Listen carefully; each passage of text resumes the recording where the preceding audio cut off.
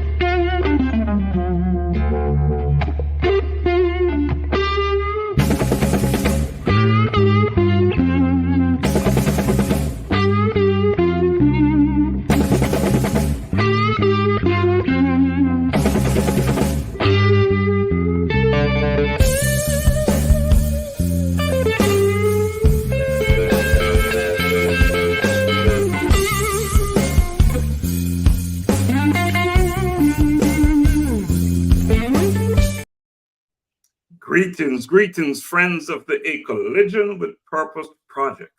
Welcome. Wow, what an awesome day, right? We're so close to the big day. So, welcome to Voice of Man in a Changing World. I'm Dr. Laxley Stephenson. This groundbreaking podcast delves into the multifaceted experiences of men across different generations. And you're seeing some of these differences here, right? In an era where societal norms and expectations rapidly evolve, this show offers young and older men a unique platform to voice their challenges, triumphs, and perspectives. Good evening, ladies and gentlemen. My name is Augusta Foster, one of your co-hosts. And in each of these episodes, we aim to foster an understanding and bridge the gap between generations, exploring ranging topics of masculinity to mental health, career dynamics, and personal relationships. I'm Xavier Willcox, also your host, and by bringing together voices from varied age groups, the show sheds light on the commonalities and differences in the male experience, encouraging open dialogue and mutual learning. Juan Marcel here, and whether it's a teenager grappling with the pressures of a social media or a senior reflecting on the changing definitions of manhood, Bridging Generations is committed to uncovering the real stories of men navigating the complexities of a changing world. And we are your moderators for Bridging Generations, Voices of Men. We're happy to have you all tonight. Guys, we're back. Doc, what's going on? Wow, we are back. I should be asking you, gentlemen, what is going on, because I know you're out there. You have your, you just know what's happening much more than I do. So I'm going to be here to learn from you guys tonight. But guess what? We have a packed night, loaded. We have a powerful guest coming on. We're going to learn more about him in a minute or so. But before we go there, we have some things to talk about. And, March 2nd is right around the corner. How many days is that from here? 24 hours. Oh, it's not days, it's hours. Yeah, I depending on your time zone, I say that it's 24 hours, because if you haven't purchased the ticket yet, you should have purchased the ticket yesterday, but you do have a chance tomorrow and the day of. So within the next 24 hours, if you want to come out and take a part with some amazing minds, have a great conversation, live entertainment, and to be amongst people who are really looking and actively cultivating the future and changing your community, Snellville's the place to be on Saturday night. Cancel your plans. Make plans to be in Snellville Saturday night. 4210 Shiloh Road in Snellville, Georgia. Shiloh High Shiloh School. High School. We'll be in the theater. And guess what? Xavier Willcox, he will, our host here, he will be doing the welcoming remarks there. He'll be welcoming you to the event. So Xavier, what you got to say? And it's going to be a wonderful time. And to all the seniors that are out there, come on, because we're giving out money. Yeah, we're giving out money. So come on, get yourself entered into the scholarship that we're going to give out. And you never know if you're going to get it unless you come. So pull up. Why didn't you tell me about you giving out money? I make sure I'm going to be there. No, you're giving out money. I thought you were going to give us some too. My commitment was to say no. I'm saying no. You're giving out money. I'm getting ready to sign up. Probably wear a different type of outfit to be there to collect that money. Yes, we are giving out money. We're giving out 3 scholarships for students in attendance. And, you know, our producer, Donna Thompson, host of the event, she's organizing it in such a way that I think what she's doing, when students show up at the event, she'll get their names and she'll drop it into some type of bucket or hat, and then some point during the show we will go into the bucket and we'll select names. And 3 of those students will be the recipients of a Collision with Purpose scholarship. So isn't that awesome? Awesome. That is exceptional. That's amazing, man. See, I like how one you put it, you know, awesome is awesome, but exceptional is special. Yeah. That's unprecedented, you know. It is. And that's another word I like, because this event is unprecedented. It is not a typical book signing. No. We're honoring 13 individuals, 13 of our unsung heroes. These individuals are out there doing it, day in, day out. We're honoring our students.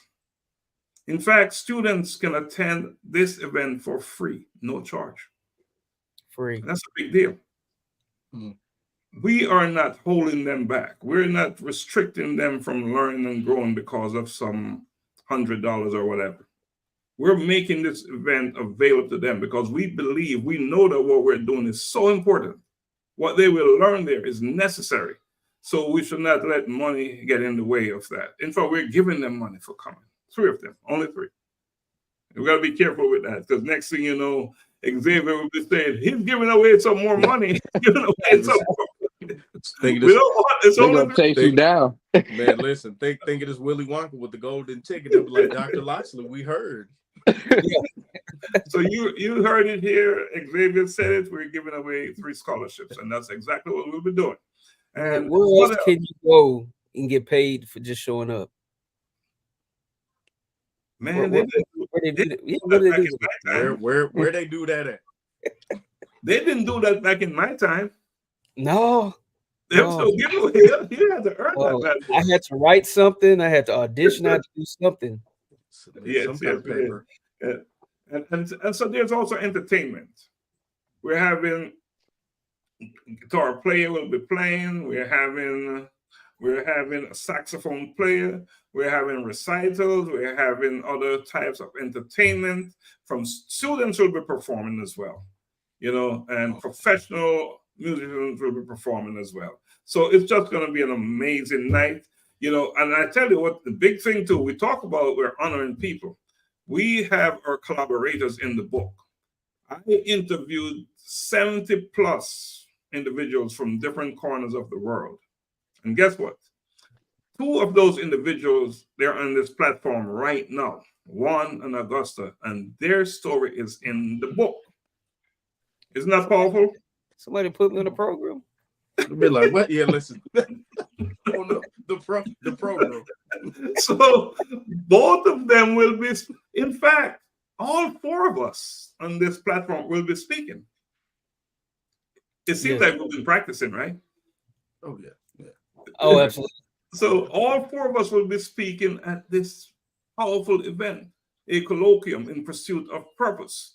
And you know, when you purchase your ticket, right, $100 for the ticket, you admit 2 individuals, but you also get a signed copy of this the hard copy, this powerful book. There it is. One, your story is in there. Powerful story. Augusta, your story is in there. And Augusta, there was a thing you said in your story that when your friend saw you in that police uniform, your friend said, "You a police officer?" Yeah. No way, no how can you be? They let you be the feds, is what I was told. So they let you. That was it. Okay, you of all people. That's what he was saying to you, right? Yeah. But that is, you know, when God has blessed you to be on your purpose, situations that you really shouldn't have made it out of. Miraculously, you look back 20, 30 years and say, hey man, that purpose, the blessing of that purpose got me out of there. Wow. That's big. He redeemed you to be the bridge. Man, listen. Yeah. And here we are tonight, bridging generations, voices of men. And we'll have 5 men on this platform tonight talking about the stuff, right? Shedding shackles. That is what we're going to talk about tonight. But before we even get into that, we made a commitment. So let's talk about the commitment. Who wants to go first? I guess I'll go first. Go ahead. Oh, no, go ahead. So my commitment. We're fighting to go first, you know. That's the type of. No, I'm just used to it. Getting thrown under the bus. But my commitment was to say no and to focus more on myself.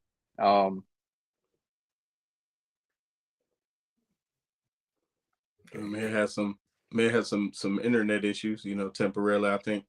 He's back. He's back. I was about to say, did the internet tell you? Did the internet tell you no? Yeah.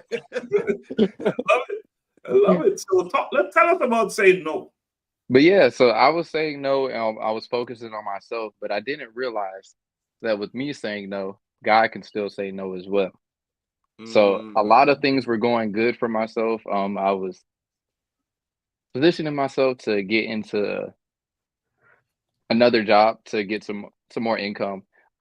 Everything was going great, everything was going good, but I just needed a few documents from the IRS. I hope they're listening to me because I got some words from the IRS, but I needed a few documents and they didn't come on time. And I looked at it like I was doing everything right. Did all the paperwork and stuff like that, but I wasn't totally into the position that I wanted to be in. I was trying to convince myself to be there, but I feel like it was God kind of telling me not just yet. And then even though with that moment, I still went on the same company, same website, and I seen 2 more jobs that paid double the price that they were paying for that job. So with me being hard-headed and still kind of trying to go against what was, you know, meant for me and just trying to go forward and rush into something, God still kind of kept me level-headed and kept me grounded into where I needed to be. So just because you say no doesn't mean that that's God saying yes. That's kind of how I sum it up. Awesome. So now you wait in the what did the Juan is old enough to remember, you know, with the old folks you say, you know, in due season, you know, you wait in due season. Yeah. The time is coming. You know, I know there's one thing I'll never hear from Xavier again. Was it last week when he said it about the gray? Oh, the gray hair. All the gray. I don't think he'll go there again. But I almost had a few come out in my crown. Oh wow! All right, let's just keep it going around the table. But Lavon, I'll let you go. You seemed excited with Xavier.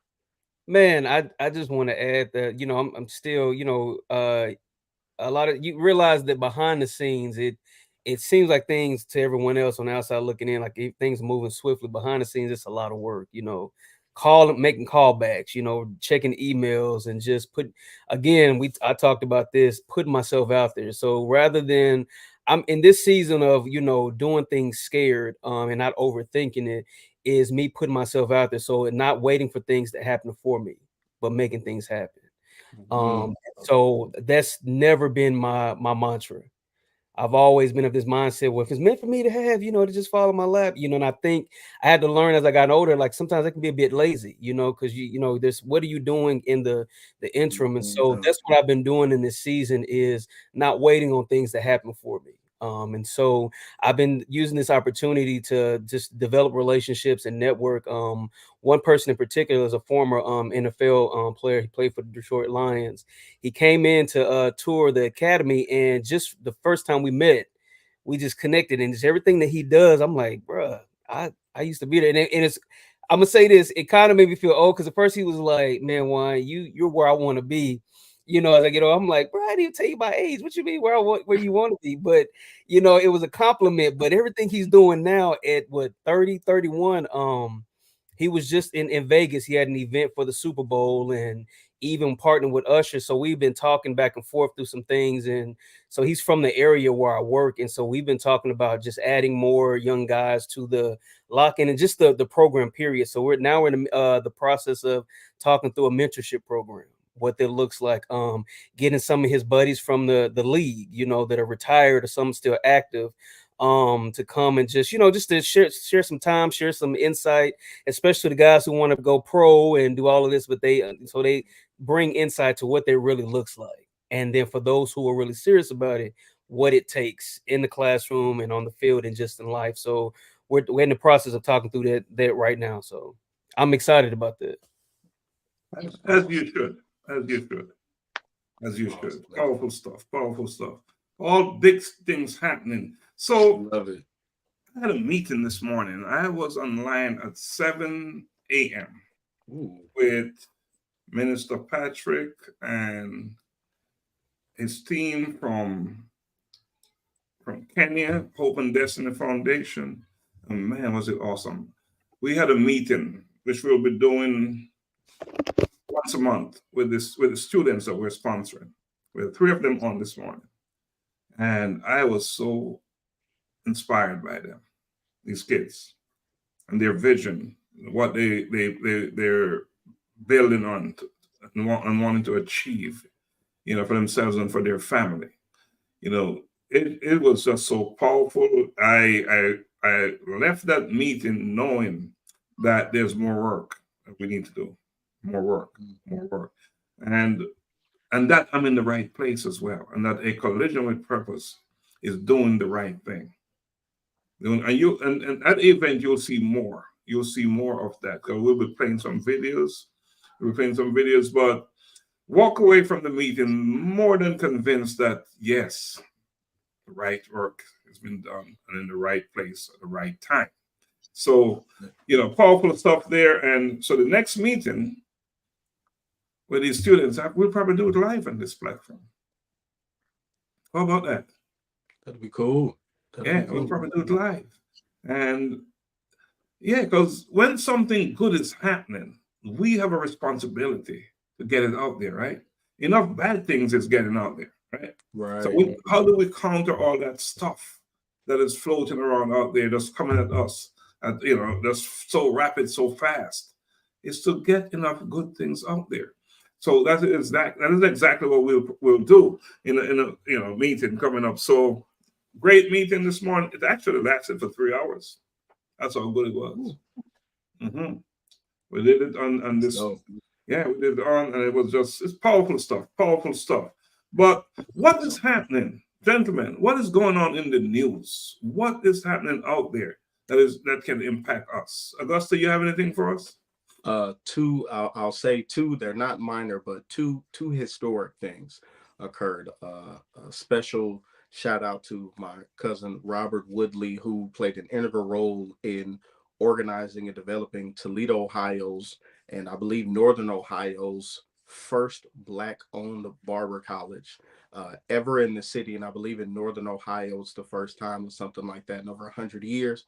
And also to my cousin, Anthony Glover Jr., who in nearly, I believe, 200 plus years of his former high school standing, there had never been a Black alumni hired as a full-time member of faculty staff. So my cousin Anthony this past week, the first Black alumni hired by his high school in its 200 plus years of existence. So some amazing history for the family. So yeah, just a special salute to them, because I know they'll go back and watch this, man. I greatly appreciate y'all, you know, for being family and just being able to watch history play out in real time. Is it, man, like there's nothing like it.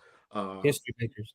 Man, like literally, I had to tell my cousin when I called him, I said, I was like, you're in a book. I was like, you have to understand, like, your face at some point in juncture in time will go on to a wall as a representative for not just his family, but your people as a whole, at an institution that's graduated state senators and mayors and military generals. I'm like, you are truly leading the way for the next generation there. Like, and it's amazing, man. So, outside of that, the news I had was, I believe it was maybe 2 to 3 weeks ago on one of these episodes, and we kind of went into a little bit about politics. And I just said, you know, I've always been someone who, I grew up with a mother who was involved in politics in Los Angeles. I'm somebody who's a huge supporter of voting locally and understand the importance of voting locally.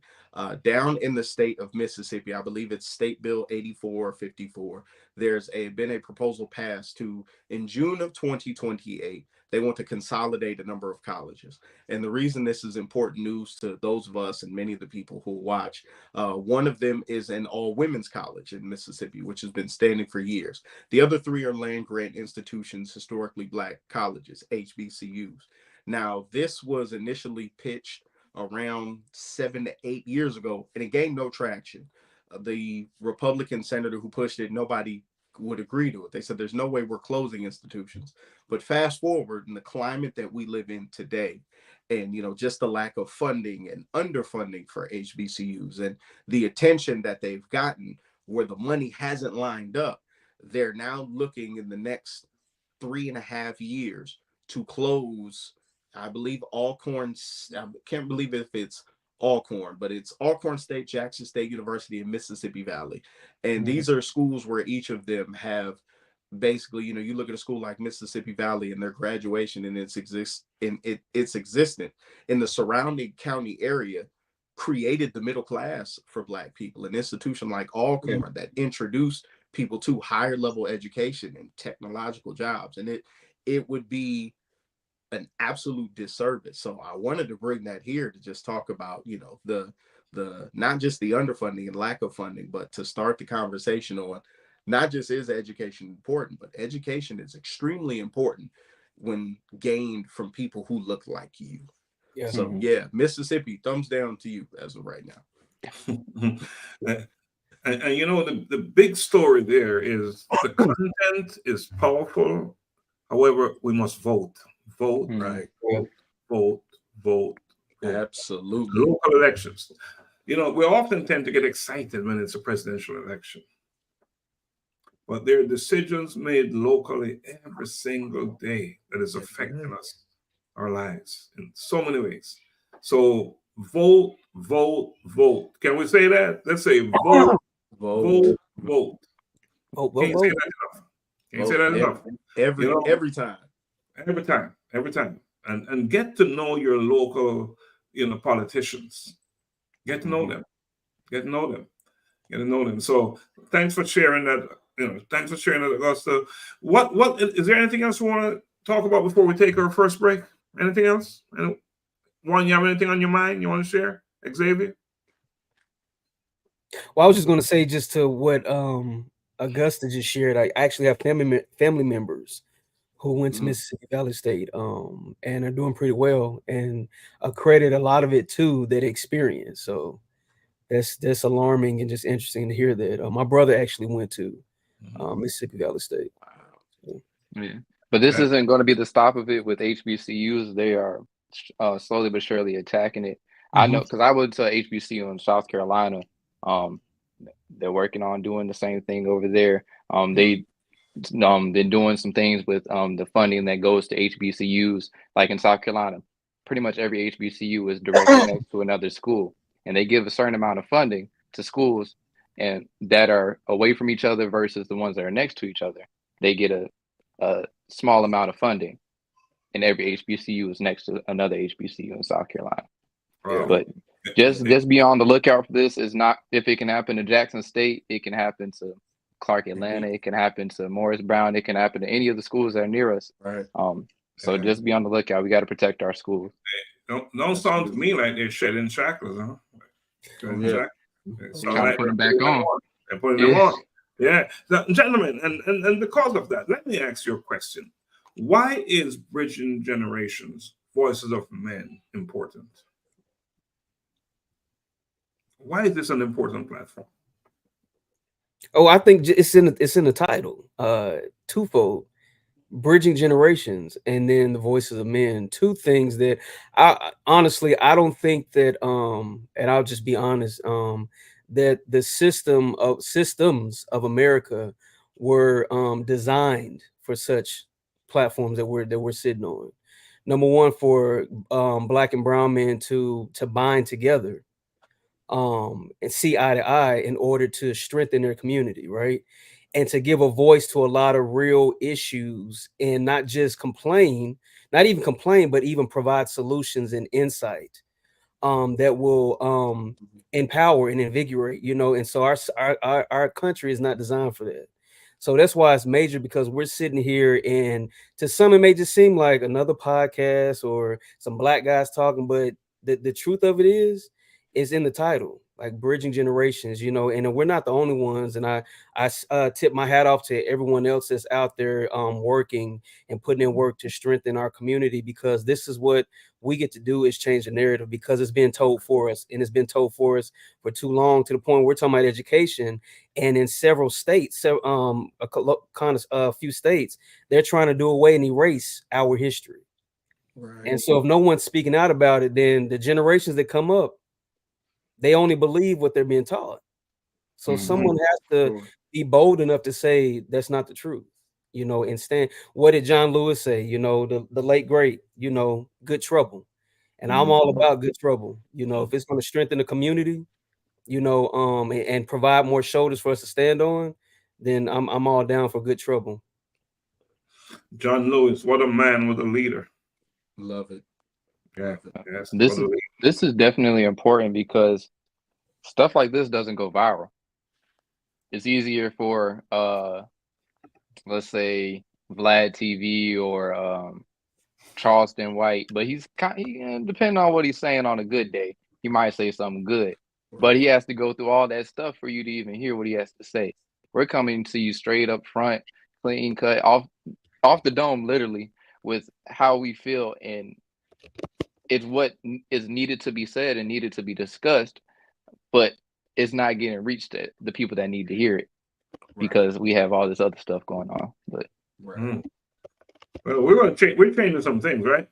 Absolutely. We're going to shake it up. We're going to shake it up. And what we're doing here, because it is so important, because as Juan said, it's in the title. Bridging Generations, Voice of Men. Essential, right? All right, so Augusta, I know you didn't get to jump in, but we need to take a break. We need to take a break. So let's take a quick break, and when we come back, you will introduce our guest. You know, we don't want to have him waiting too long in the green room, right? So when we come back, we'll bring him on. So let's take a quick break.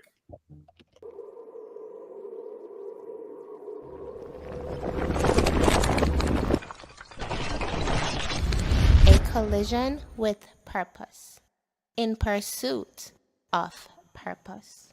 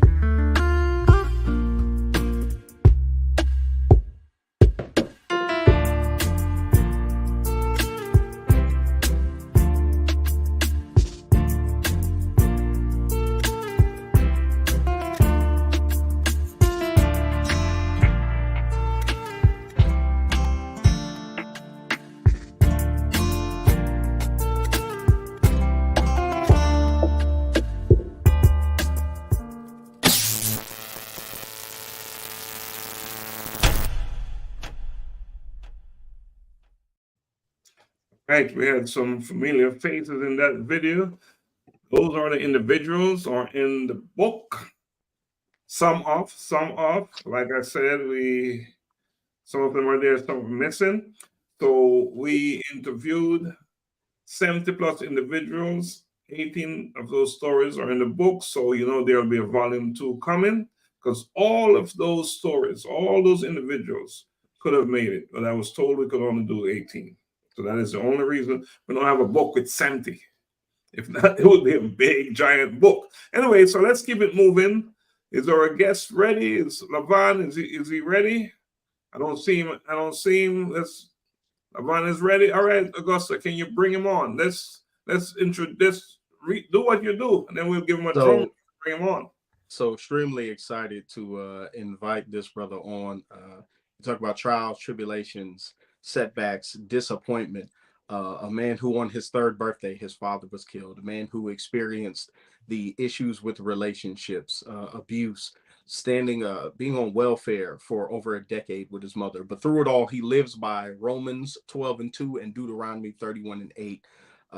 Christ has always been the center of his life. He believes that his faith has solidified who he is. It helped his mother transition immediately from junior college into work. It helped him graduate from Westchester University outside of Philadelphia.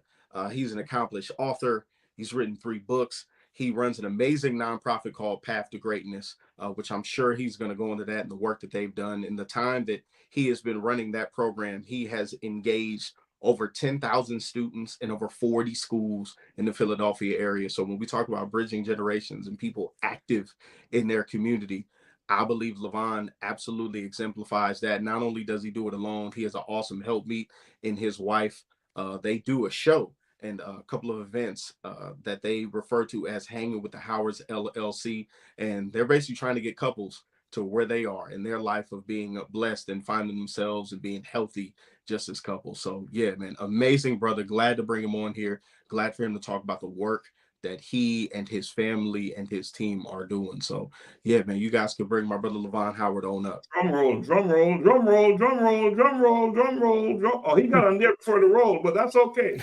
That's okay. He showed up. Lavon, how are you, man? You sound like a superhero, man. No, I'm not a superhero. I'm just a servant of God. That's all I am. That bio, man, you're doing it, brother. And sometimes I'm looking back, I'm like, wow, that's really me.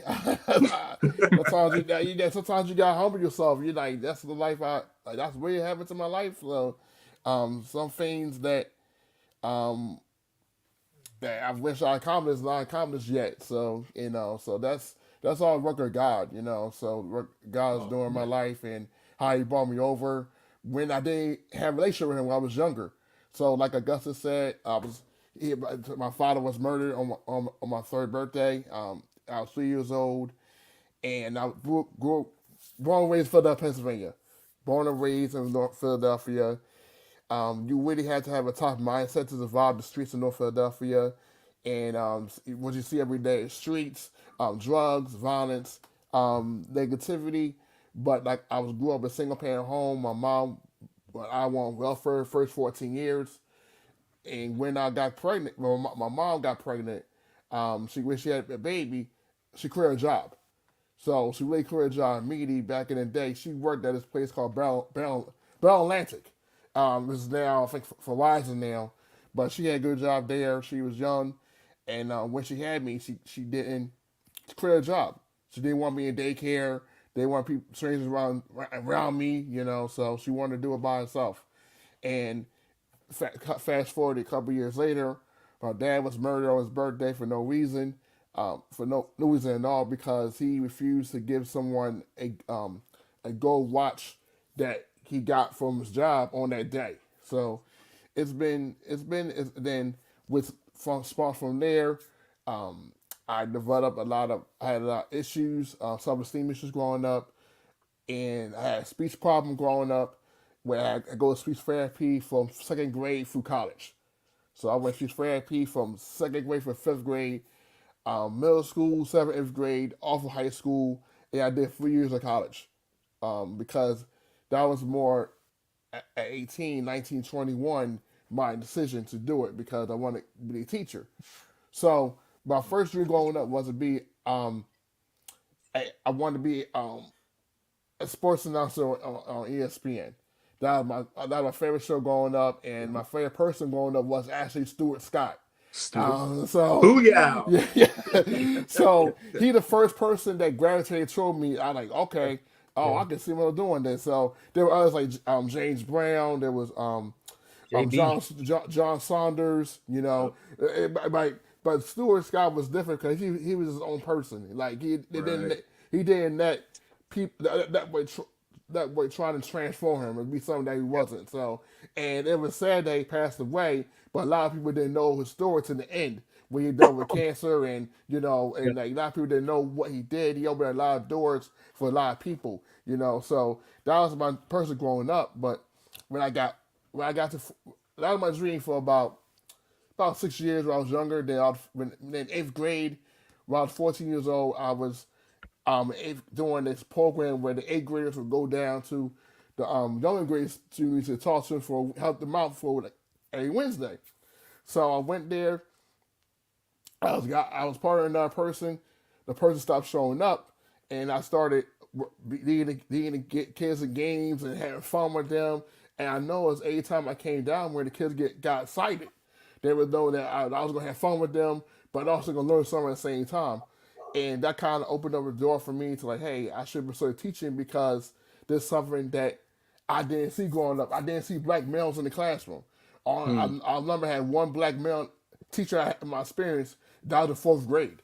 So I never saw black men. I saw black women in the classroom, but I never saw black men in the classroom leading students and facilitating lessons with students. So, I wanted to change the narrative of that while I was 14 years old. So I wanted to be a teacher. Even though I went through a lot of bullying, I was bullied a lot of years. I really had no friends. I was the only child. So high school was like I was pretty much by myself, and I did play baseball 4 years. I played football 1 year, but I was still alone. I was by myself, and a lot of people were not in the journey of supporting me in terms of, hey, I want to be a teacher. So so that was my path, and that was something I was going to do, and I didn't know how to go around doing it. So, and plus I was in North Philly. I grew up in North Philly, and like I'll tell you one story that really changed my life. And so going to elementary school, I went to school for second and fifth grade. Then at fifth grade, all those kids I knew in my school were going to a school called Everson. So I was thinking, I'm going there. My friends are going there. So my mom told me one day, so you going to a school called Dobson. I had never heard of this school in my life, never been to visit, anything like that. So the school was pretty much in a white neighborhood, the other side of the city in Manayunk. So North Philly. So basically that means basically middle school years I had to get up 6 o'clock in the morning, 6 a.m. in the morning, and eat breakfast, get ready for school, then take the school bus. The first stop of the school bus to Dobson, and the last stop to Dobson from home. First and last stop every single day for 3 years. So that was a big culture shock, and I did understand why my mom did it and anything like that. But it taught me how to be diverse. That my world was not just North Philadelphia. You had to go out and see the world and see what the real world was like. So I endured that, and I remember in eighth grade, my first couple years was terrible because I was very smart, but my behavior was terrible. Like I would get like A's and B's, but threes on my behavior because I was trying to stand out, I was trying to fit in, I was trying to make new friends because I'm in a new environment. I'm from North Philly, 8 miles from Manayunk, from Germantown, so I was in a whole new world by myself. I basically start over at 11 years old, and so that nothing could be getting in trouble. I got phone calls a lot while I'm home during the first year, 6th grade. Then I got suspended from school, I think 7th grade, and it was a lot of transition in that time. My mom was still in college. My mom was in CCP for 8 years, so she didn't like get phone calls, especially at night from school from my teacher. So, but I was really running wild out. I was trying to find myself, and I was doing things to get attention, but a negative way. So I didn't let my talents really show off in the classroom, even though I was the A's and B's, but I wasn't really functioning as a student that she wanted me to be.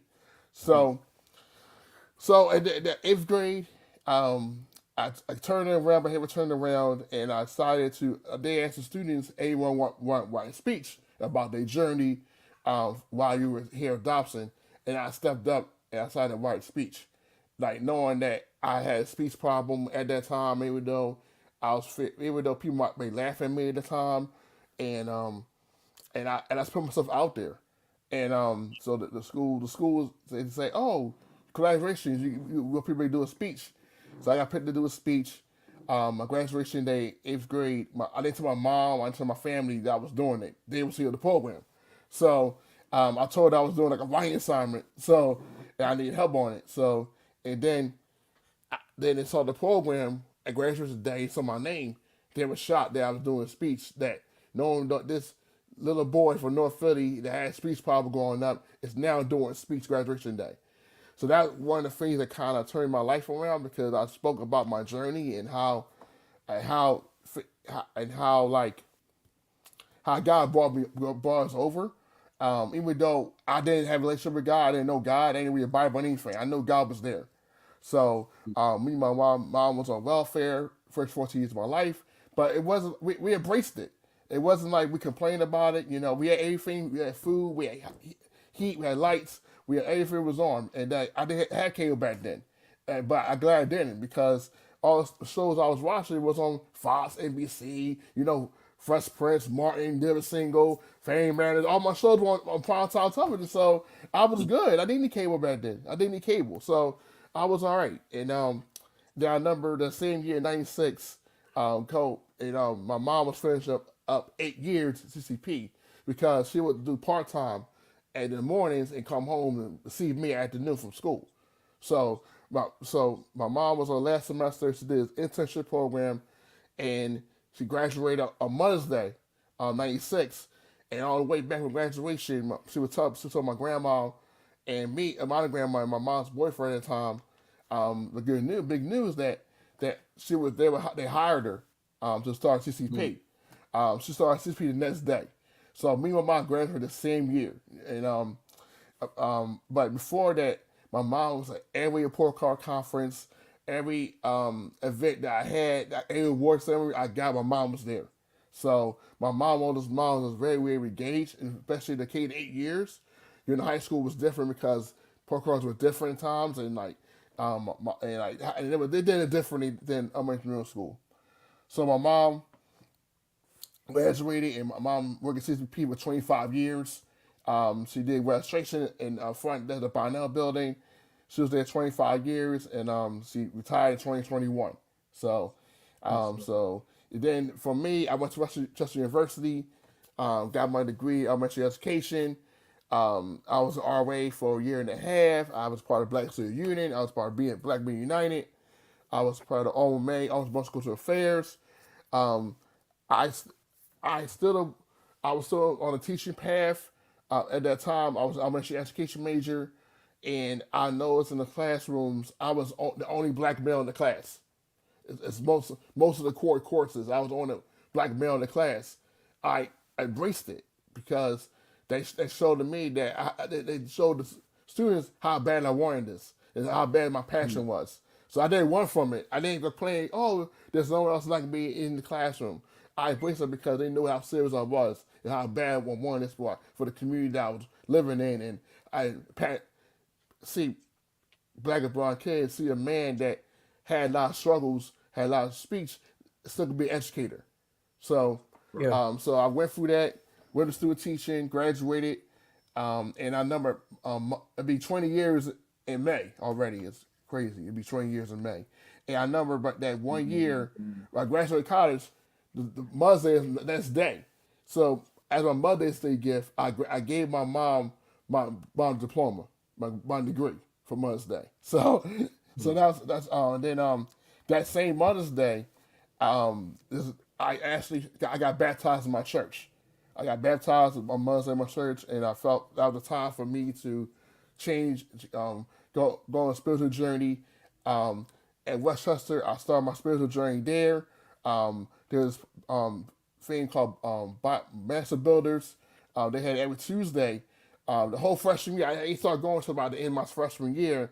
Yeah, I noticed the teaching was so different. It wasn't like church. It was different. It was like conversations. You actually that you got involved and asked questions and you examined your thinking as a Christian. And even though I didn't know what Christian was, but I kind of understand what the Bible was about and how this person was drawing like 150 students every Tuesday in a science building.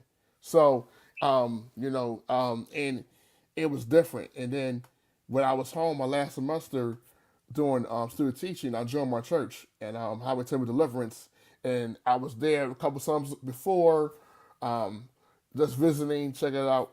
And I saw the pastor that was there. He was very passionate, very engaged. He was a people's person. He wasn't like the pastor I saw on TV at the time that was all about flash. He was just a hardworking person that cared about people.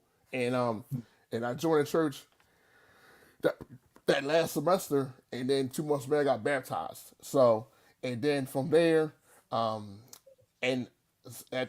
so that same year, right before that same year in February 2004, there was this murder of a young black boy going to school. He was killed in a crossfire at T.N. Pierce in North Philadelphia. It was right near my house.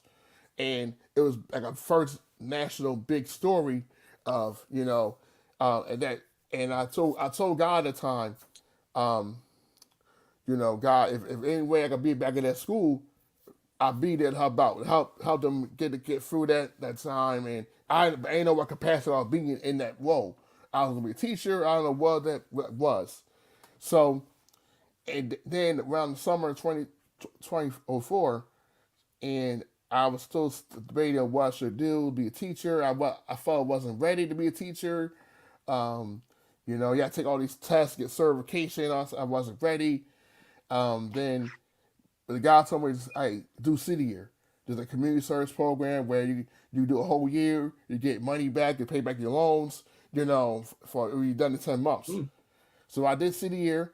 Didn't know why I was doing city year. That was the kind of my backup plan. So I did city year. I remember we went retreat the first week before you go to start schools, where you decide you get team building activities, you get to know your culture and and get to know people real intimately. And they did a lot of serious workshops that challenge your past, your traumas, and it got very emotional. But one of the workshops they did was they went to the schools, and they were going to be serving that. And one of the schools they were serving that is T.N. Pierce Elementary School. So I knew then God was like, I'm in the right place. So that night I got 2 pages letter to them about why I should be there, how I feel about it. Then they announced the teams, and I was on the team at T.N. Pierce Elementary School. So I served T.N. Pierce for 2 years, and one of the programs I started was the Boys Club for Black men. I had no experience doing it. I was something that was needed because a young black man was shot.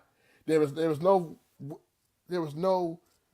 place for young boys coming together and talk about the issue, and talk about how we get through this. So I had no guidance on how to do it. I just did it.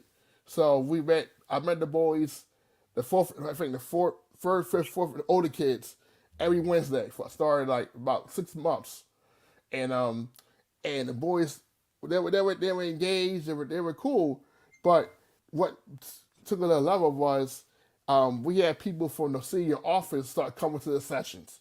People that work downtown near the Red Cross building come out of their building and be with my boys every Wednesday. And the boys graduated to the young man, the black man, his name John Armstrong. I can never forget him because without him, I don't know where I'll be, and I don't know where Boys Club would be at that time. So he started coming every Wednesday. The boys were engaged. They had fun. They were learning new things about themselves. And then one of the big workshops I did in that year, I did kind of like a state, like one of the workshops I did in my training, when I brought the fight the girls, and it was really, really powerful. I had coworkers from different schools come out that day, can come out to preach to the kids, because it was something where it was around that time where they would celebrate the memorials of young boys' death be a year later. So they needed somewhere to comfort, to talk about their feelings, talk about their emotions, and it was powerful, and it really stirred me up. Say some next year. So next year, I did the Boys and Girls Club. For I had one of my coworkers at the Girls Club, and it really worked out. And ever since then, I started working at school programmings. I became a teacher. I started at two private schools for 3 years, combined 3 years, and then 2013 was a turning point year in my life, and I started Path to Greatness because I was Path to Greatness. Yes, I was waiting for you to get to this because I was like, you started a lot of things, but when because I remember initially meeting you and you talking about it, you've and I know Juan want to ask you some questions because this is the second week in a row, I believe, and me and you share a similar story, and I told Juan the host last week. Rarely, I only have one black male educator. And the fact that, again, for the second week in a row, I'm in a space with two black male educators. And it's saddening, but encouraging at the same time that the most black male teachers I've seen in one space have been online. So Juan, I know you as an educator, do you got any questions for Brother Lavon before he goes in the path to greatness? Man, well, two things. I want to say this. I was like, your story is like, man, just remarkable. What came to mind was the phrase triumphant journeys. Man, to be able to just triumph in adversity, but then see beyond your own need and go serve your community. I think that's big. I think some of the best educators come from that same mindset. So how important was it for you to educate boys that look like you? How important was that? I think it wasn't planned. It was something out of coincidence because I felt at that time while I started the boys club that they needed someone, they need to be heard, and they were actually still in that transition. They was going through the death of one of their classmates, and they didn't have that space where they could talk about that and how they felt and what they were going through as young black men in 4th and 5th grade. So and I felt like I had to fill the gap, even though I wasn't ready to do it. But God on my side, so you better start doing something. Yeah. So I didn't talk about man for reading. I talk about things that we dealt with, like anger, forgiveness, leadership, things that our young men need at the time to get through that, so they can share and learn something different from everyday schools. So at that time, that was when the PSA test was really big, and the kids are getting to talk to do out on the test. I was like, I had to do something different. I had to get their mind free, and not think about tests, talk about their journey as young boys, what they were dealing with every single day, going to school and going home to school. Cause a lot of the boys I worked with that time, they had a dad in the home. They had a lot of them came with single parents, and they had to be the man in the house at 9-10 years old. Right. So they didn't know how to be a boy. They know how to compartmentalize what happened to their classmate. They had to be the man in the house. So they couldn't learn how to be an actual boy, and learn how to find out who they are, have fun, and play video games. They had like babysit or wash the dishes or cook their own dinner.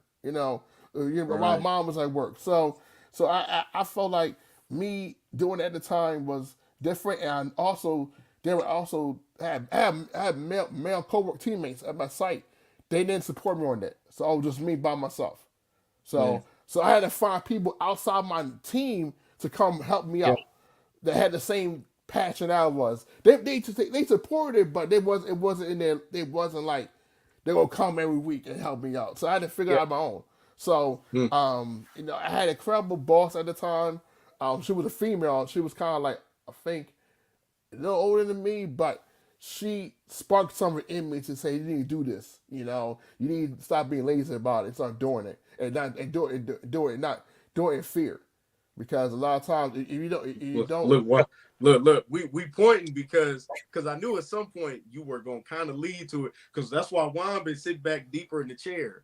Juan, what have you been saying all year? Do it scared, man. Do it scared. Do it scared.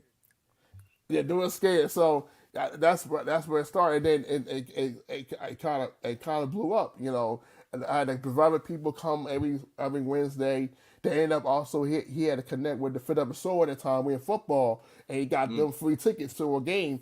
And it was on Sunday. The kids loved it. A lot of those boys were never been outside of their no neighborhood. They never outside, especially after the little boy got shot. They never been outside. So Yeah, me taking right. them to like the Wells Fargo Center, see we're in football and get food. They were so happy and so elated. It was like incredible. to So get that life experience. So you go from the boys. So now tell me, how do you go from boys club to transition to girls club to then doing engaging 10,000 students yes, over 40 schools in Philly? wow. Like So break that down for me. so at the time I was at actually my junior year, I was actually at this place called Playworks, where you actually do league games with kids, like socialized recess, with all the kids came from eighth grade, and I noticed at that time, December 2012, the middle school students were not being encouraged in a positive way. They were being taught down negatively by staff and teachers, and they felt like the teachers felt they could not get food to them. So I remember one day I was in the office on a Friday. I was watching this Ray Lewis video. And while he speaking to the Stanford basketball team, he mentioned about being pissed off with greatness, and that Mm. struck with me. I was like, if you're okay, if you're not pissed off with greatness, you're okay being basic. And that was where I was like, wow. So I came with this idea, hey, I want to do a session like a Friday. I want to do a session with the kids where I brought people I knew at the time to come speak life to the students, talk to them, kind of like a career day thing, but it was kind of like, but so at the time, that school it was only one sixth grade, one seventh grade, one eighth grade, so it was small enough that we can do it. So, and I talked to the principal at the time. She was a God-fearing woman, and I told her about this idea. I want to do this on Friday. At the end of the day, see what happens. I know Fridays are bad. um, Right. so she was like, okay. She said, okay, you can do it. All right. So in between winter break and the time before the sessions, I reached out to people at that time. Whether it was email or Facebook or Yahoo Messenger. So I did Instagram back then. So Look, so so Xavier, you're a little young. So there used to be this thing called so the young brother on here, Xavier is young. Xavier wasn't alive when we were doing the AIM. So whenever I always take a moment yeah. So to explain, he wasn't outside yet. So yeah. I was emailing people, and it was going, and then people was responding. They was like, okay, I'll come down there Friday, because I know is that people didn't work on Friday, so they weren't going to work on Friday. Maybe see the kids for an hour. Okay, I could be done with my day. So, so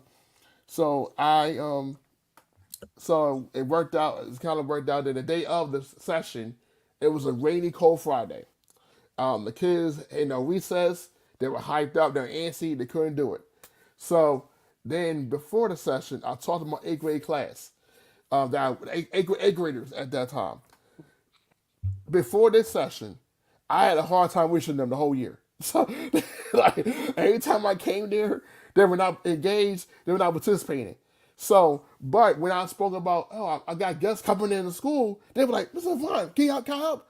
So I remember half the eighth graders helped out that day. But if students started coming, they would come downstairs and get in the oven with them. They would welcome them. They would lead icebreakers with them. That I taught them. They would lead discussions. I was like, where was this the whole school year? So I don't know. I think they realized that I cared about them success.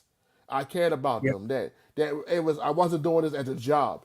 that I brought people in from the outside that really cared about them, That's that wanted to see powerful. them be succeed.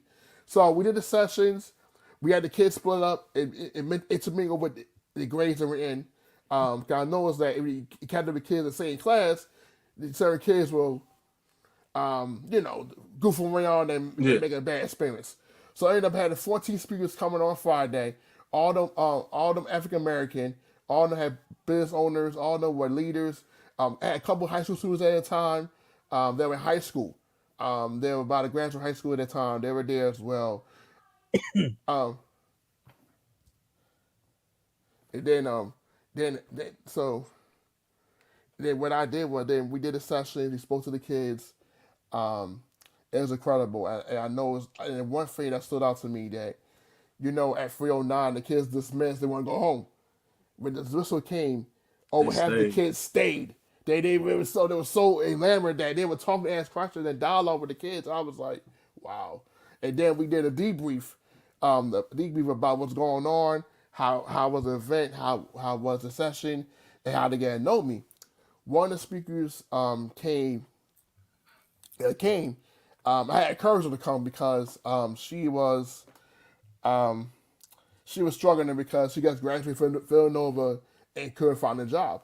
And I was like, she was like, I don't have a job. I don't think I'm not great enough to come. I told her, listen, you graduated from Villanova. Yeah. You graduated from Villanova. That's a big school. Like, you should be there. So I convinced her to come. She came. Then she spoke about her experience, about that story, and she broke down and cried that she didn't have a job. One of my speakers there gave her connect to a company that was hiring that time, and she got a job with them a week later. Man, So won't he do it? won't he do it? Won't So he do it? and then that Monday, I didn't see the impact of the workshop until that Monday. That Monday came, then it was like, Coach Lavon, when they come back again? I was like, oh my God. So basically, the school culture did a 180 turn. So a lot of kids got more involved with me. They got to know probably the grades a little more. So what I did was every Friday, every month for the next 5 months, I brought speakers in and talk about topics that they didn't talk about. I talk about love. I talk about relationships. I talk about anger, forgiveness, leadership, accountability, things that our kids needed at that time that I didn't have growing up.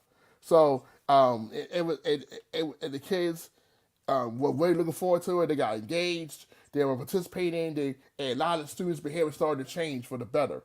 It got so big to the point that we was hosting this other school for playworks because they were supposed to come together in the following school year.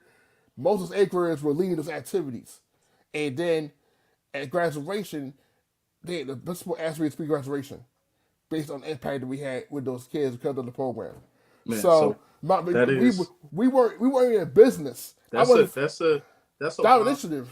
Bro, to go from the guy with the speech issue to speaking at 8th grade to 10,000 plus. It's like Jay-Z, selling out shows to we want you to come speak, man. That's a run, brother. That's a Hall of Fame run. Gentlemen, we're gonna take a quick break. All right. We're going to take a quick break, and when we come back, we have Gayo on, and we're going to turn the conversation to what are some of the challenges we're having in the school system here and in Kenya. Gayo is from Kenya, so we're going to get him involved with the conversation. We're going to get him to give us an opening introduction, and then we're going to talk to Lavon and Gayo and try and just to look at the differences in both cultures. Okay? So let's take a quick break and then we'll come back. We'll come back with some questions.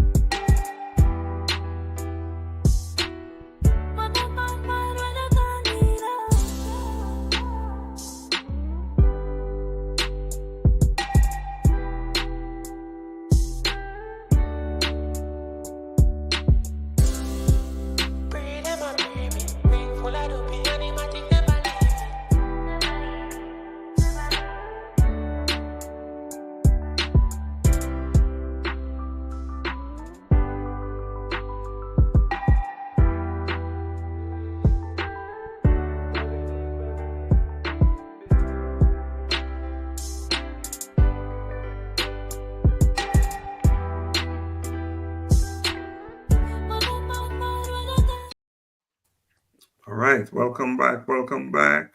We've been having a conversation with Lavon Howard, hearing his story. And now we also have Gayo. He's coming all the way from Kenya. Hey, Gayo, how you doing?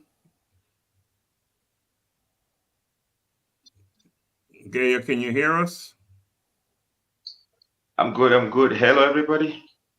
This is yes, I can hear you. Awesome. We can hear Am you. I audible? Yes, we're hearing you. We hear you And loud and clear. we're live. We are. This is Black History Month here in good old USA, and we're talking about shredding shackles.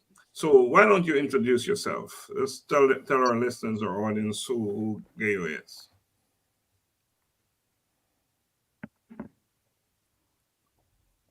But thank you so much for having me here. This is Gayo Wakoli. I'm 29 years of age. I don't think I'm elder to most of you. Starting from Doc, I think you're my eldest. Maybe I have my age mates, I have my siblings, younger siblings. Xavier should be, but yeah. So yeah, I'm a financial accountant. Thank you. It's been a good occasion. I joined in earlier on, but I wasn't on the video. I was up on the Facebook Live. And first things first, I'm a financial accountant by profession. I'm a sales professional as well, and an enthusiast in entrepreneurship. With all these together, I'm a firm believer of Christ Jesus. And yes, I have to quote it, born again. So in this event, I'm so glad to be here. I was welcomed by Dr. Laxley yesterday. Yesterday. To me, it was yesterday. For him, it was morning. These time zone differences will make it a hassle for me.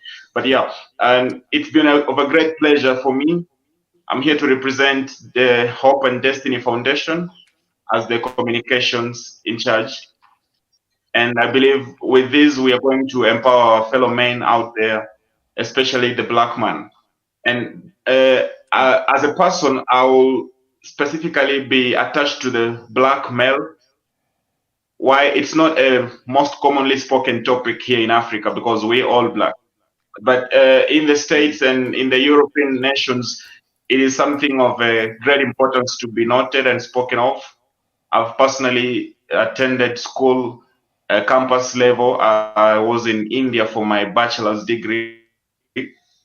That is in Asia, and you will come across a lot of Indians asking, "Why are you black?" And is it because maybe you don't take a bath or maybe you don't use soap? I think most light-skinned people, if they don't use soap to take a bath, they will start getting the dark pitch. But now this is only in the side of awareness. People are not so much aware that we have a black race, and maybe it's just the melanin difference, and that is not of an issue for us. For us, what we need is internal awareness of ourselves. We need to know ourselves as black people. We need to understand what our potentials are and how good can we occupy spaces in the world. Starting from my own country, Kenya, it is a lovely place. Receive my greetings. Receive on behalf of all Kenyans and Africans at large. We say hi. And you as our brothers, we say it is always important to connect and find the dots that are missing so that we can be one. One of the things I've encountered at a foreign country, I'm talking of a foreign country out of Africa, is with the skin complexity, you come across a lot of stereotypes, and some of them will end up being racial based. And today's topic of bridging the gap and probably coming into the challenges faced by the black man, I would like to include one of the issues as racism and discrimination, on top of maybe addiction, problems with gambling, workship challenges, maybe relationships, conflict, and financial insecurity. So if we base all these things together, we can all encompass and maybe brainstorm to come up with a solution that will benefit the future man. And this is the modern man. You and I on this platform and those who are listening to us are the modern man who are supposed to get these issues to the core of it. Doctor said the center of the center. Yes, we have to get to the center of these issues and empower ourselves mentally. Actually, one of the issues also has been mental issues where people get depressed due to the current challenges. So yeah, I think I've gone way beyond the introduction, but this is well enough said. And thank you so much for having me here. We will have more to come. Well, you did exactly what I wanted you to do. I wanted to show a different perspective. Lavon has been talking about sharing his powerful story, and I just wanted you to jump in and just give a different perspective. This morning I was on a call, 3-hour call, as a matter of fact, with Gayo. He hosted the program. We were talking to these youngsters about their future. And Gayo, I want you to share what one of the young man said about wanting to come to America and what your response was to him. Mm. There's a slight delay here. Because slight delay. Mm-hmm.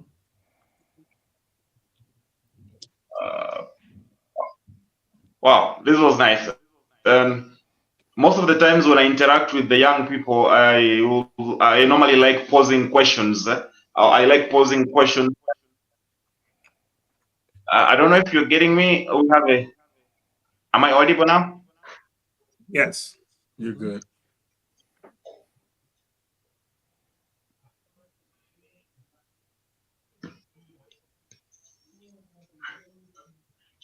Much clearer now?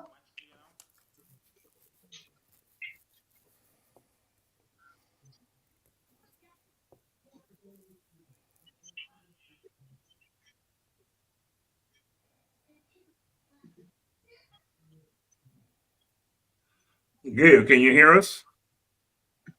Perfect. Okay, I think yeah, I can hear you now. I hope the delay is gone. We normally have the delay, right? No, should be. Can you hear us right now? All right. Perfect.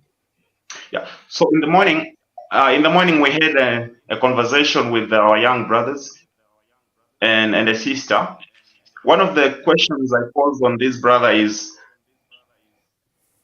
first of all, the sister. I posed the question to the sister, Faith, who is a student under a Collision with Purpose scholarship program. And I wanted to see what is their thought process like. So the question was, if I gave you capital investment for you to run a business while you are in school. So you are in school and the same business is running back at home. What business would you go for? And she came up and said, I will want the business to be a supermarket. So yeah, that was 10-0 for me. And I was like, okay, good. Move on to the next student, Emmanuel.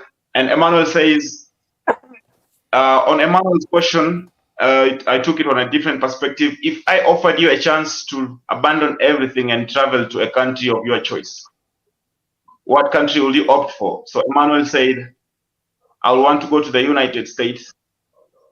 And so I have to ask why? Why the United States? Why not South Africa? Why not Cuba, or rather, why not Trinidad and Tobago?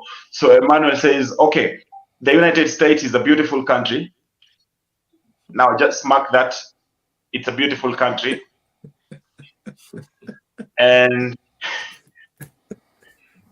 yeah, what was the other thing? He says, what was this? He says it is a beautiful country, and what kind of like it is a land of opportunity. I will be able to do much. I will be able to do much in the United States than I am able to do it back here in Kenya. Now, to me, I didn't take it on offense because at his age, I was the same. I was not much difference. I could have given the same answers. And yeah, I did actually. I was so much passionate of going to Japan. I always wanted to go to Japan and see how the technology works there and how they're doing their things, until I went to India for studies.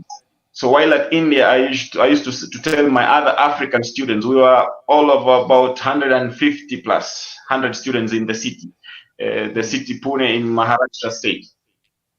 And I used to tell them, okay, once I'm done with my studies here, I would love to go to the States.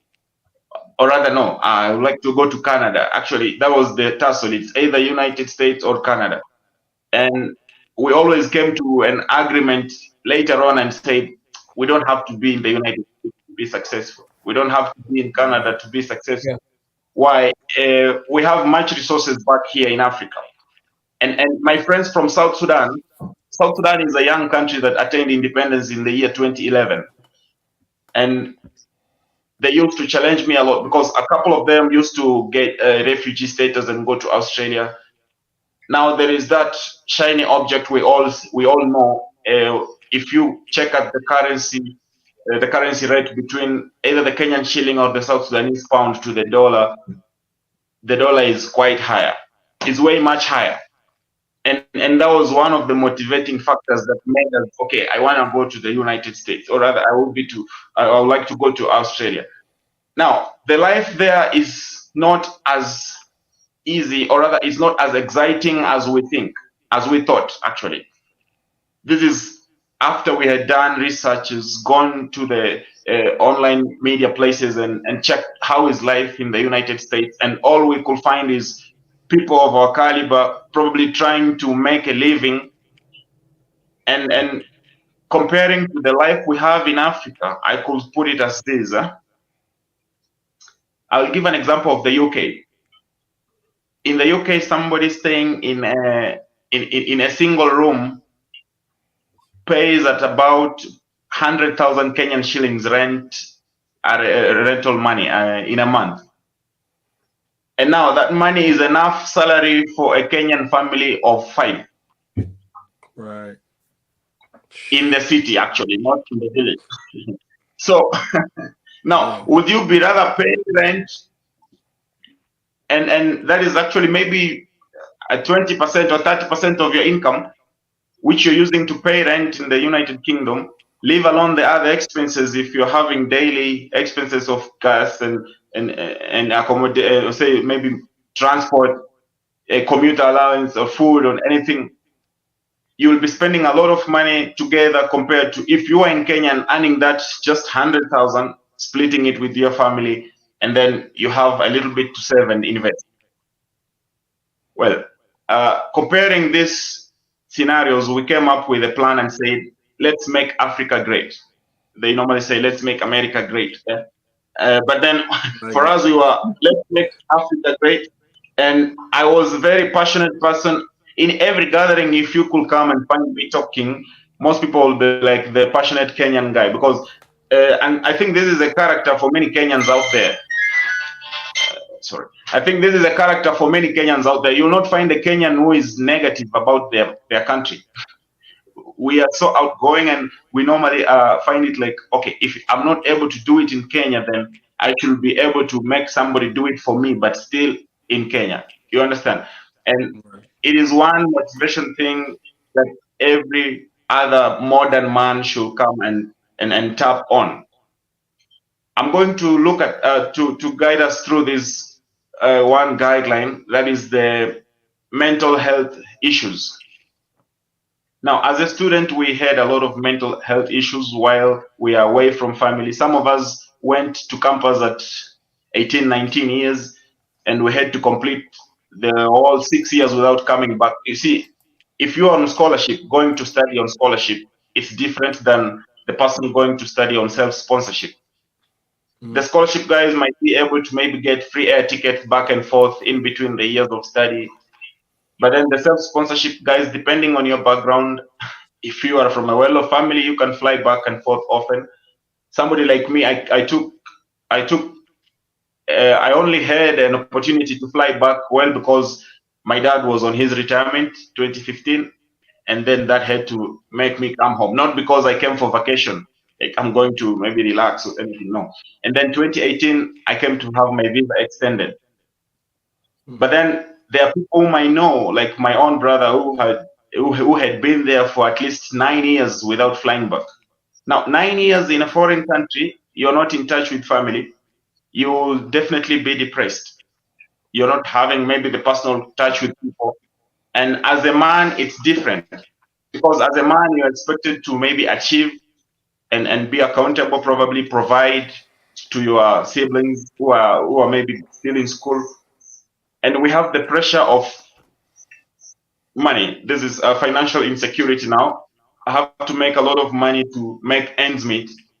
And for every modern man right now, this is an issue. I have to go to work, have to be back at home, and I don't have enough money to invest and make say profits out of the business that I will maybe be setting up.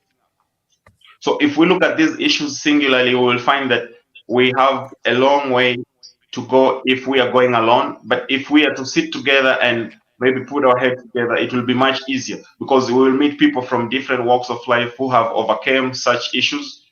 I've personally overcome the issue of depression. In 2020, when I lost my dad, I was so much depressed to a point that I never wanted to maybe communicate what I was going through. And this is actually the challenges with most of the African youth. I can say the African man is a man who is brought up and with the sense of I have to die with my problems. We're not used to expressing what our issues are. You see, the African man, you live and die with your issues. The only issues you have to handle is, yes, your wife's issues and your children's issues, but your own issues, nobody will handle them for you. And I think this is something that I've noticed actually, not just for the African man, but every other man out there. Your issues will be your issues, but your family's issues will be your issues at the same time. So you find that every man is battling something which they can't share with somebody to guide them, or maybe to lessen the burden from their shoulders. Now, speaking out or rather voicing out is not easy if we don't have platforms like this. That is, we've said bridging generations and voices of men in a changing world. If we want to bridge the generation, we have to understand where are we coming from and where are we heading. We're coming from a generation where maybe speaking out your problems will seem inferior. You will be taken as, say, feminine. Okay, that's a feminine character. You're whining a lot. You're, something of the kind. Yeah, as a man, you have to be strong. You'll be told such things. And if we go that way, we will have a lot of men depressed. We will have a lot of silent people dying and maybe crying in their pillows. And out there, we act strong. Now, that one will not make us productive. If you have anybody who is depressed, you will realize they are not productive in whatever they do because they try to show that they're doing good, but then deep down, they're not. And now, having platforms like this will help us to identify. Yes, we can have counseling sessions, we can have mentors and life coaches coming up, having one-on-one sessions with people and getting to know. So we cannot probably get them to be publicized, but then having one-on-one sessions in a span of 5 years, you will have people come up and say, okay, I was at this place and now I'm here. I think that is the only way that we can be able to handle these issues of bridging the gap in the generations. Now, in Africa, the culture is well diverse. In Kenya, it could be different. Actually, in Kenya itself, we could have maybe 100 different cultures with 44 tribes. So every tribe will have maybe 3 different cultures in sub-tribes. And to bring all these people together, it's important to note that we have to make them understand they're coming from a history which is much cultural to a present moment, whereby we have to embrace the modern facilities or rather the modern resources that we have to empower the modern man. The olden generation used to probably go hunting and gathering, maybe cattle keeping, herdsmen, but now we don't have those things right now, and we might not be able to tackle such issues if we don't do away with the cultures. We have to, yes, preserve the culture. We have to keep our virtues, values, but then there are some practices that if we have done away with them, then we have to introduce something that maybe assimilates the culture, but then promotes the growth of men mentally. We have had a lot of people giving up platforms where men can come in and talk to each other. I remember there is a group that I was part of. Now, this is not an African group. I was just part of an online group full of Western men. It's called The Modern Man. And here we used to come out and talk of issues facing men. And if I pulled up that same agenda and brought it back to Kenya as a point of reference, I believe we will have many people coming up. Now, this one also has to base on the age groups. It's very important that we look at what age group are you posing this agenda? Because as for me, I will pose it at my youth level. I'll look at people who are between, say, 8 years younger than me and 8 years elder to me. At that age group, then we can all have the same discussions. Things to do with relationships and conflicts in relationships. We have issues with man to daughter and man to son relationships. If you're not in a position to relate well to your son, if you're not in a position to relate well with your daughter, it will affect them, and then we will not be able to maybe transform our lives in the coming future. So I think we have to tackle things from a younger age to make each of us understand that I don't want us to be brought up the way our fathers were brought up, or rather, I don't want us to emulate some of the practices our fathers took to be in such a position. And coming into child care and upbringing, we will also need to have elderly people, maybe as custodians, or rather they will be like overseers of us. I don't think we can only lead each other as the younger generation. That's why we have Dr. Laxley here. Yeah, it's very important to have somebody else. There's That's a good place to transition right there. That's a great place. What I want to do, thanks, Gayo, for laying that out for us. And again, what a difference, right? Different countries, different Yeah. culture. So Absolutely. different. We're all black people. All black people, we're so different in so many ways, but we're so Yeah. alike. We're so alike. Right. And that's why I wanted you to come on and talk about, your story. I'm familiar with what is going on in Kenya. I'm in touch with Kenya. Yeah. I've been there. I'm not sure if any One. of the other gentlemen have been to Kenya, but it's somewhere you want to go. Anyway, you need to go to Africa. Go check out Africa, but I recommend Kenya. So this, One. time is of the essence here. We're running out of time, but what I would like to do now is I would like to ask the host and the guest, let's ask some questions, some specific questions from Lavon and Gayo.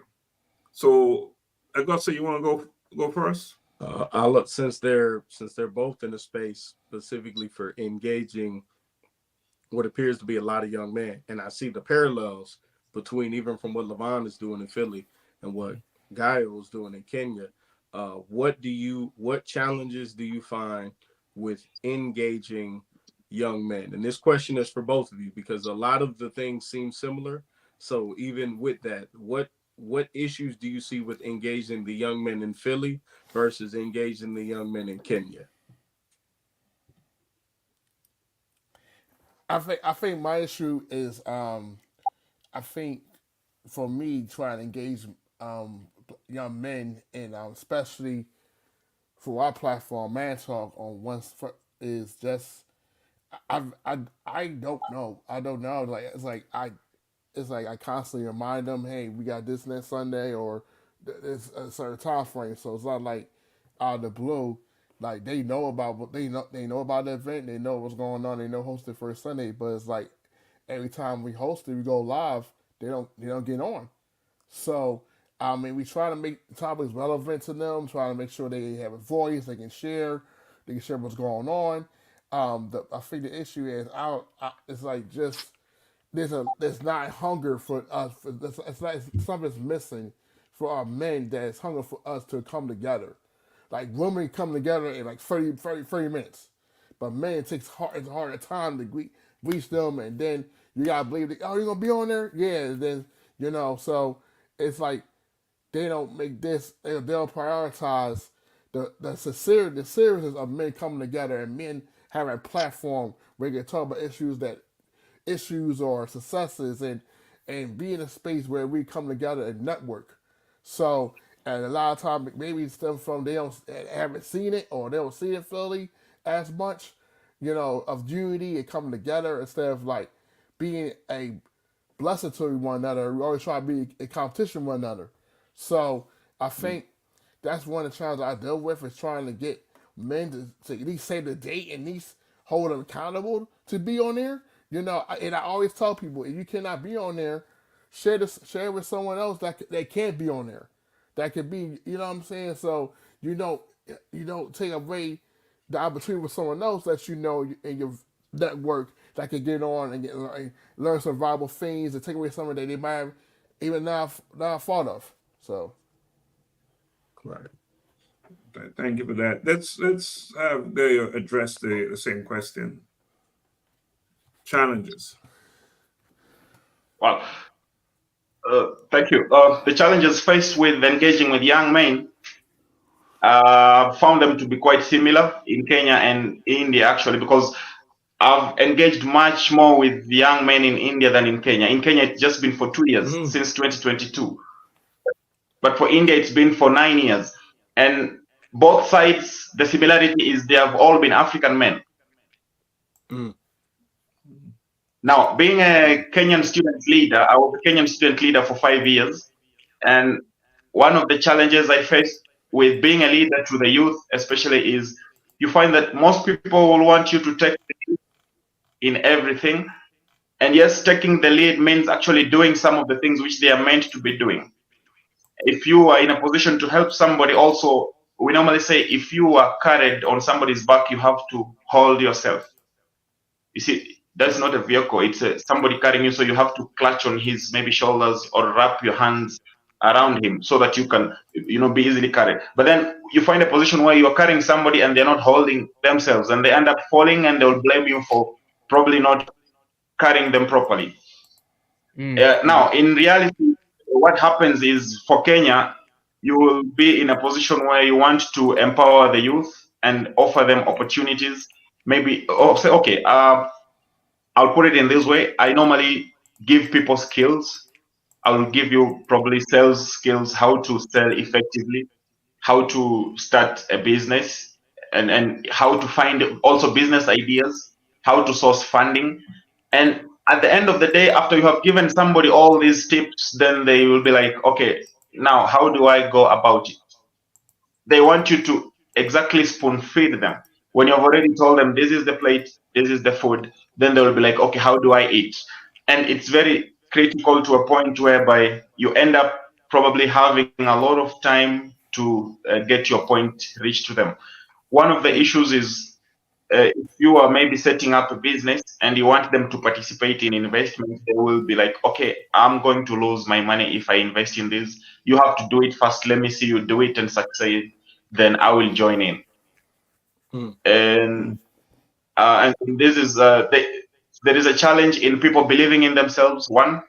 And two, there is that cultural effect of some so-and-so did it and failed. So who are you to do it and succeed? People really don't believe in themselves in the initial part. They want to see maybe they want to follow the crowd. I've seen the crowd do this, so then I can do that. I can give an example of Facebook and social media platforms. Something like YouTube came up. It was quite active in Kenya after 2010. I'm only sure maybe after 2012 as well, not even 10. Because at 2012, I was finishing my high school education, and there were not many people actually using the platform YouTube. And those who used it were all for video purposes, watching, and not educational purposes, just entertainment.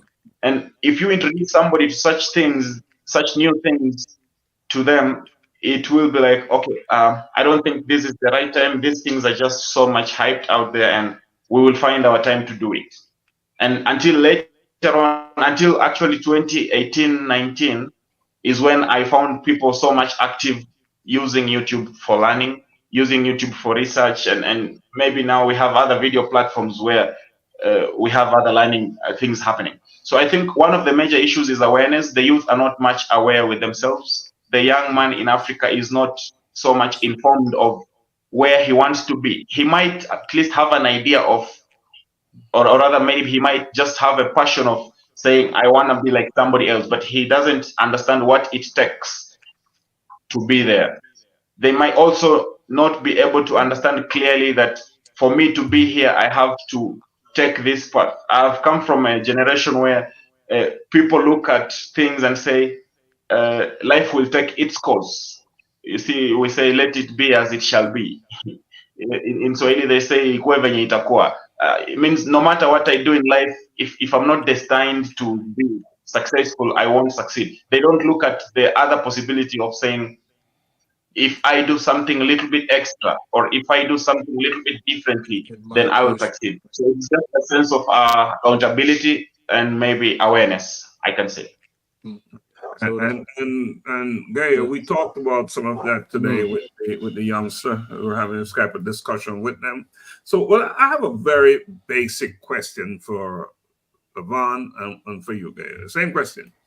Can a man cry in front of their wife in Kenya and in America? North Philly? Come on.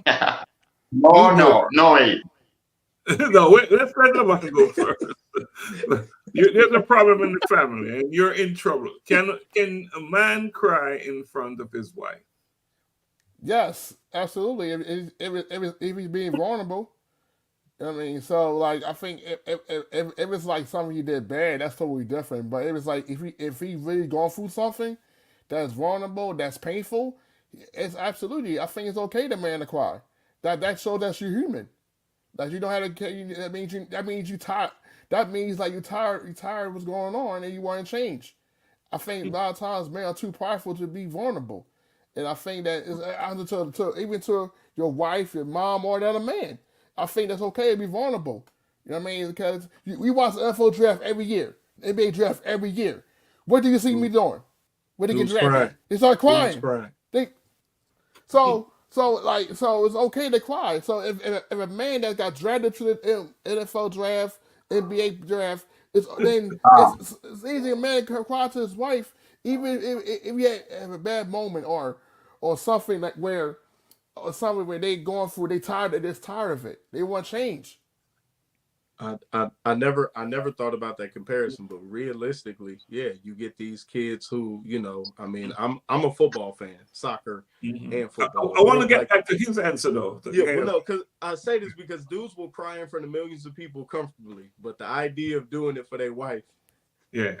So let's get to the answer from Kenya, from my Kenyan brother. I want to show you perspectives. So actually, not just crying. It's not just crying alone. But then, as a man in Kenya, and I'm picking Kenya as an example of the African society, you're not supposed to show your weaknesses. In any case, you're broken down. You are going through a lot of challenges, and even to the point of death. Sadly to say, even to the point of death, as a man, you are not supposed to show your weaknesses. And so we've grown up in this kind of setting whereby I will not want to cry in front of even my mom, leave alone my wife and kids. As a son, I would not like to cry in front of my mom to express my pain, anger, or maybe brokenheartedness. But then there is an option for that. As a man, if you are broken, what you will do is you will take a walk to the woods and go do your things from there and come back when you. All right. So yeah, that's one of it. And then second, I will put on the side of death, because death is one of the saddest things that could happen to somebody in life. And if you lose a family member, a loved one, the mourning period is also estimated. You could have the initial screams, you could have the initial mourning at the point of death. But then a few hours after that, you will not see a single tear. And this is not actually for all men, a few of them. Most of the men, we usually have this saying that you swallow your tears. So you cry, yes, but they're going into the tummy. We say we have swallowed our tears.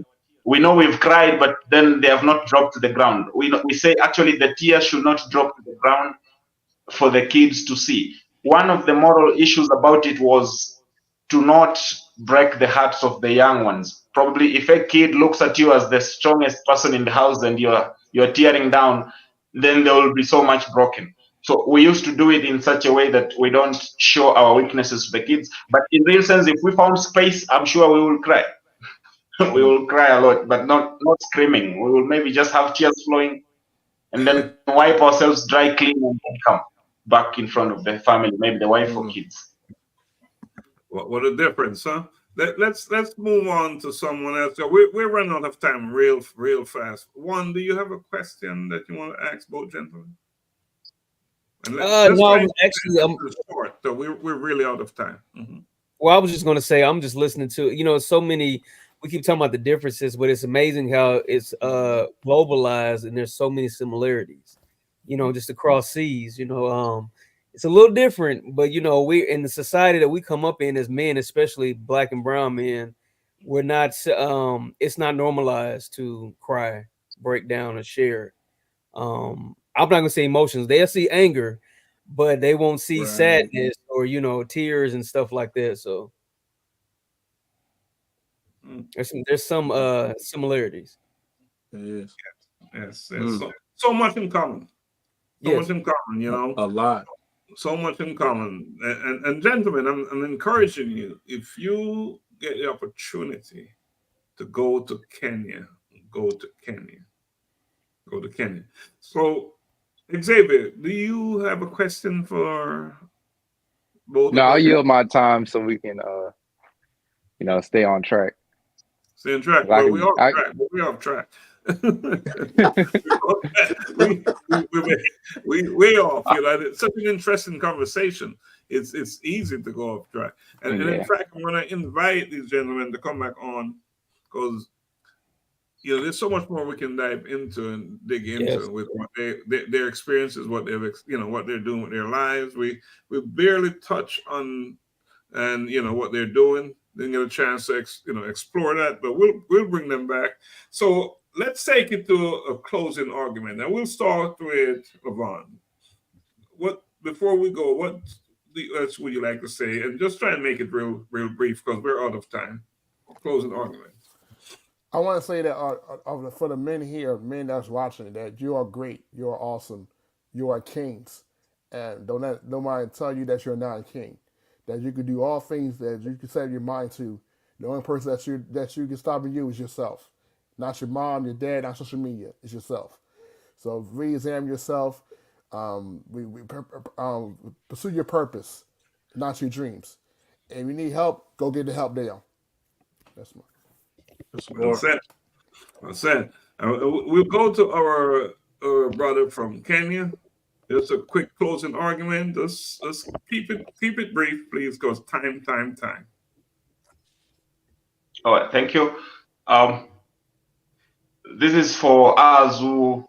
First of all, thank you so much for having this session. And as we close, I would like us to all go back and keep in mind that we have to raise somebody. Always remember, as a man, you have to raise somebody. It should not necessarily be your biological child, but make sure you have somebody under you that looks up to you and says, it's because of that guy that I am here. So I, as a man, have the responsibility of raising somebody with the societal morals, with strong mental stature, and show them that, yes, they have everything they have in them to grow. They don't need anything outside their real self to grow. We are all encompassed with everything. And finally, welcome to Kenya.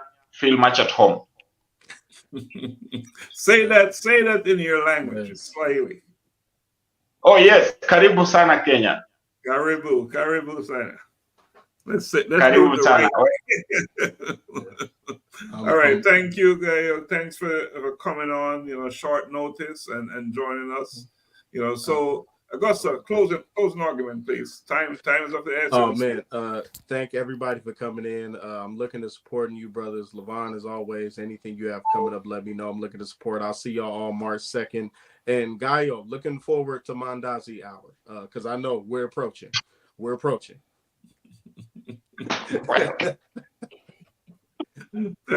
you, Augusta. One, you're hot in the hot seat.